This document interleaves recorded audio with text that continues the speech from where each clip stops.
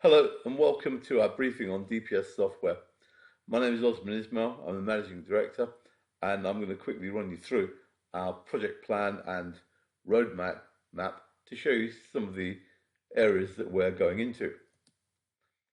Just as a brief background to our company, I'm going to run through some of the new products that we have and the areas that we're going into, and finish this up with a question and answer session. If, of course, you're listening to this after the event, after the consultant's briefing, then, of course, we won't be here. But, of course, you're able to put your questions directly through to your appropriate sales consultant who's dealing with you. A little bit about us first. We're based in London. We've got 52 staff here, forgive me. We're also in Manchester, where we have 4 staff, and Birmingham, where we have 2, and Portsmouth, where we have 2. In Sri Lanka, and I've got that in a slightly different colour, we've got 24 developers, and I'm going to come back to that. We are a private company, and we are growing, and fundamentally, we're focused on support and development. That's R&D, research and development, and of course, supporting our existing base. We very strongly believe in the fact that unless you support your existing base, making sure they get good benefits from the software, then you're not going to go very far.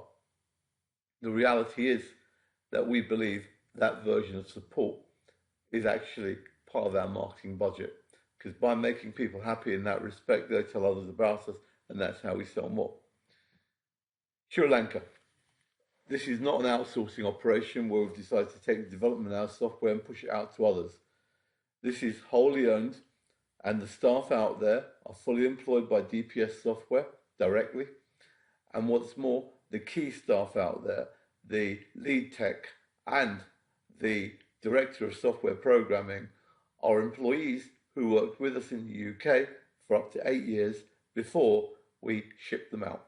So completely different to the standard sort of outsourcing operation, which is whereby people just say, here's our software, go off and develop it. No, we need to have people there who understand what we do, understand the ethos of the company, understand what we develop and what we're about. There's our office in Sri Lanka. A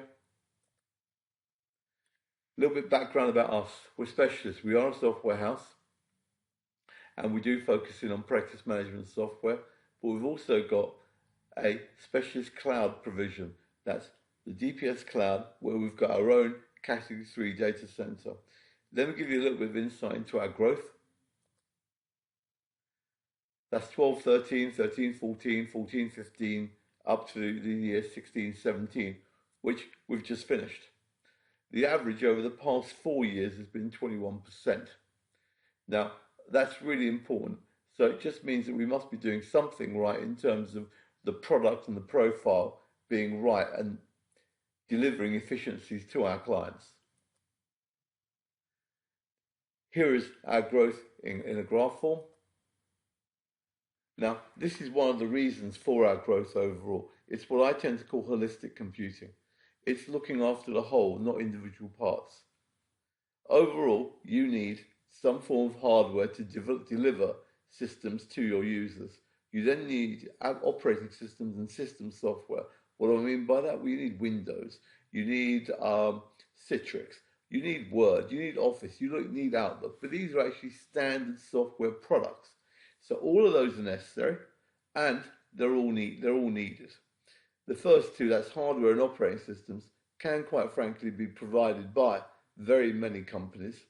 And then we come to the application software. That's where the few live. In terms of the few, it's a specialist area. There aren't as many companies that do specialist software in your legal field than there are who do hardware. There are lots of hardware providers, lots of Office providers in terms of Microsoft Office and SQL, but not so many specialist software providers. We do all three. That's the key point. In terms of holistic hosting, as I call it, how long have we been doing it? Where are we with it? We've been hosting for 12 years, just over to be precise. 12 years is mentioned there because that's as long as we've invested in our own data center. We now host over 200 legal businesses. We deliver secure IT through a Citrix desktop, and we host over 6,000 desktops. We're offering 99% 99.9% uptime. However, in the next 3 months, that being in Q4 of this year, we'll be moving to 100% uptime. That's because we'll have moved wholly to the Azure platform, where we are guaranteed 100% uptime by Microsoft for all of our data and our systems, which are guaranteed to be in the UK. In fact, forget UK, in England. That's where the guarantee is. We also provide off-site IT services and on-site IT, and of course, full disaster recovery. Here's our hosting growth chart. And this is our growth of hosting. But the growth of hosting, as recommended, as you know, by the Law Society, is getting more and more. This is where people are moving into. Mainly because no one wants the effort of running their own IT. In terms of integration partners, here are some of our integration partners. And we do focus in on the fact that these partners are there so that you can do your job, but critically so that we can integrate our case to it so that you don't have to enter data twice. If you want to connect up to Autonomy and iManage, it's connected. You don't do anything in the background. If you want to connect through to the land registry, it's connected. Same with the LSC. And of course, HM Revenues and Customs. So, in terms of iManage, fully connected. In terms of Aderant, fully connected. In terms of Land Registry Business Gateway, fully connected. You don't have to do things twice. Present H&J codes. Again, the idea behind our software is that you do something, and as a byproduct of doing it within our software, you should be able to get all these other benefits for free. When I say benefits for free, if you record your time, then you should be able to produce a present H at the end of it. If you enter data for land registry, you should be able to submit to AP1 without entering on more information. So that's benefits for no more effort than doing the basic work that you do. What about products in 2017 onwards, and as a sort of brief idea of roadmap? To give you an idea of where we're going with that, and in terms of roadmap for that, we're currently in products called OneOffice and Outlook Office. We're moving through to a browser-based and Spitfire, moving through to what I call anywhere functionality. Anywhere functionality means you can use mobile devices like phones to get bits of your data. You can use iPads to access case files wherever you may be. And of course, you can use a browser-based computer wherever you are to get to your case files. I'm going to briefly show you our software and give you an idea of what it looks like. I'm going through now to having a look at our software there, and this is our software from within Outlook. So as you can see, I'm in a case file. There's my inbox, which is actually inside Outlook. And however, in the bottom left-hand side, you can see how certain cases are there. And what's more is that I've got access to my case management. So I've got access to my DPS. I've got my matters here. I've got a particular matter that's open here. So if I go to that particular matter, as you can see, I'm in the case file. Look on the right-hand side, you see the documents. And on the left-hand side, you see the history of the file. If I go to my matters, this here is showing you all of my matters that I currently have on the go. I can see the date I last used them. I can see the review date. That's the review date. I can see the review note. I can see the date it's last billed. I can see the unpaid bills, the office account, client account, WIP, and of course WIP limits. Critical factor here is that what you are seeing is actually the merger of case and accounts information. It is all as one. So if I go back to the case file here, you notice that I can right click and I can go to accounts and I can call up the ledger card. The data is as one. Notice this is all happening from within my Outlook. So this is all inside Outlook. Okay, so that's where we are now, and we consider that to be a fairly modern interface, and that works well. It can be inside your Outlook, and it can be anywhere you are. However, I'm now going to show you Spitfire. Spitfire is our new systems, and I was off it, so it's reconnecting to the internet. This is Spitfire. As you can see, it's working wholly inside Chrome. This is a web browser, which is Chrome. And inside this web browser, I have got my email, which is my organizer there. And there's my email. You notice it's the same email that you saw earlier. How about my case files? And here are my case files. And as you can see, establish my connection there. I've got my various clients here. And if I open the various clients, I can see the same data in terms of my unpaid bills, my last bills. I can see my client account, I can see my WIP, and I can see my WIP limit. So, and I've got my review date, and I've got my last used date as well. So all the data is here, and it's all from within my browser. Here I've got my stats in terms of how much work have I done over the period, bill time, cash received, and indeed matters opened against my targets. So the idea being is that this is giving you access to just about everything you had in a brand new interface that's available to you on mobile devices, that's available to you wherever you may be, and using a web browser directly with absolutely no software installed locally, which is great from a security point of view. This is my work done, so I can click on that and immediately I can see how much work I've done today. This being Sunday, that is not an awful lot of work there. But if I go back and I say, let's look over the past 2 weeks, then you should see that I've done a little bit more. And this is the work done. And whichever file it's on, I can open that up and I can open the case from there as well. And opening the case means that I can see all the history of the case and see absolutely everything on it. But the one thing I want to point out to you is that looking at this product versus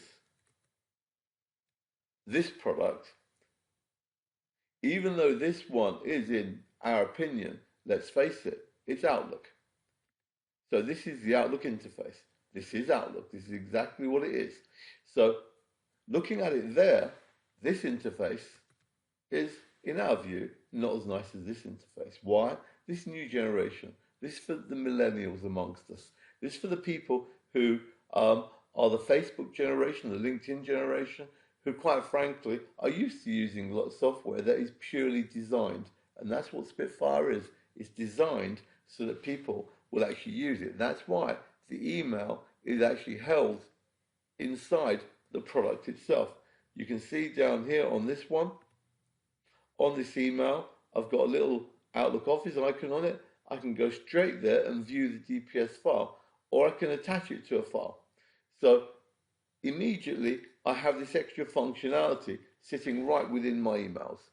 If I want to do a brand new email, and this is, bear in mind, on the web, and I'll hit new, and I'll type in an email address, and I'll say, this is the test,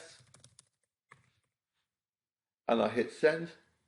Guess what's going to happen? It's going to say to me, which case file is this against? So from there, I can search for my case files, and I can say whoever it's against, and I can say, oh, it's against this firm here, and I can send it. That email is now attached to that case, and then a reply will directly be attached to that case itself. Okay, let's take you back to our PowerPoint. That was a real taster of where we are with our systems. Let's take you right back to where we were.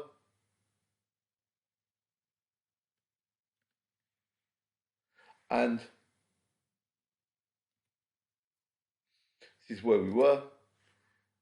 Time recording on iPhones, online and offline, recording time, recording expenses, viewing stats, viewing reports, as a native app, and all being on iTunes. If you look up iTime on the iTunes, then you'll see that DPS iTime is there, and this is the product. It enables you to dictate on the web, time record on the web in real time, go straight up onto Spitfire or onto OneOffice. Now, I should have mentioned that, and I didn't earlier. Anything I do in here, which is Spitfire, is going to reflect directly in here, which is OneOffice. So anything you do in one area is going to happen in the other area. So very, very importantly, if I record some time offline using iTime, then the information is directly going to be on both systems. Why? Because we operate to the database level, which means that everything we do on the database will then be reflected in Spitfire and anything else attaching to it, including OneOffice. The idea behind that is that in the office, people can use OneOffice, but outside the office, they can use Spitfire. It's up to them. They are completely interchangeable, and one license fee gets both. Okay, that's my iTime. In terms of just a bit of background behind it, Spitfire and iTime have been written 100% from the ground up, i.e., we've not reused code. It has been done in a completely modern fashion. We have bitten the bullet as such and done the work. It is 100% browser-based. It's fully scalable. Hopefully you'll agree with me that it's modern. And of course, it's on a tablet-friendly design, and it's free to our Citrix-hosted users. Why is it free to our Citrix-hosted users? Because if we've gone to the effort of setting it all up inside our Citrix environment, then we decide to make that available for free. We do make a charge for setting up the systems in other environments. That's just because we haven't already done it. So it's something that we do. And it's a per user per month model. We have already seen it. And this is what you saw earlier. And as you can see, that's where we were. The color scheme in this case is someone else's color scheme. The one you saw earlier was my color scheme. And same thing with iPad and My Matters. So, quick summary. DPS are going down the roadmap of anytime, anyplace, anywhere software, i.e. directly through web browsers. Of course, we're not going to abandon our existing strategy of using products embedded inside Outlook. We're already doing that. And of course, apart from being embedded inside Outlook, we have traditional desktop products. You need to do your accounts as well. So the idea being is that one interface does not suit all. The same interface does not suit everybody. The same database and the same data does. That means that we all want to, within the business, operate from one set of data. Absolutely. That doesn't mean that we're going to view the same thing in the same way from everywhere. The managing partner will need one view of the information. The clerk will need another view of the information. The accounts person is going to need another view of the information. The management accountant needs a wholly different view. The whole point from our is that by having these windows into the system, which suit the different users, we can deliver the best experience to the individual. Hopefully that's brought you a little bit further up to date with what we do and what we're doing. And if there's any questions, please do ask them now, or indeed raise them with the sales consultant you're dealing with. Many thanks for your time listening to this, and wish you well. Thank you.